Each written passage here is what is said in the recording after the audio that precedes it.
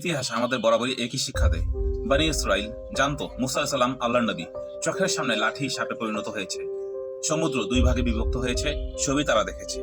তবুও মুসা আলাইহিস সালাম একটু অনুপস্থিত হতেই তারা বাছুর পূজা শুরু করলো। কারণ পুরনো অভ্যাস ও পুরনো মন মানসিকতা চোখে দেখা সত্যের চেয়েও শক্তিশালী হয়ে উঠেছিল। আজকের রাজনীতিতেও দৃশ্যটাও ভয়ঙ্করভাবে পরিচিত। অনেকেই জানে নেতারা দুর্নীতিগ্রস্ত, প্রতিশ্রুতি ভাঙে, ক্ষমতায় গেলে জনগণকে ভুলে যায়। তবুও বলে আমাদের দল, তাই মেনে নিতেই হবে। এখানেও সমস্যা সত্যর বা প্রমাণের নয়, এখানে সমস্যা হলো চরিত্রের। ইসলাম আমাদেরকে শেখায় সত্য যেখানেই হোক সেটা গ্রহণ করো, আর রাজনীতি আমাদেরকে দেখায় দল যেখানেই যাক সেটাকে সত্য বানাও।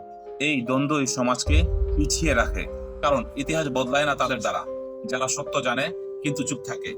ইতিহাস বদলায় তাদের দ্বারা যারা সত্য জেনে সত্যের পাশে দাঁড়ায়। তাই আমাদেরকেই বেছে নিতে হবে আমরা কোন দলে, অভ্যাসের দাস নাকি সত্যের পক্ষে।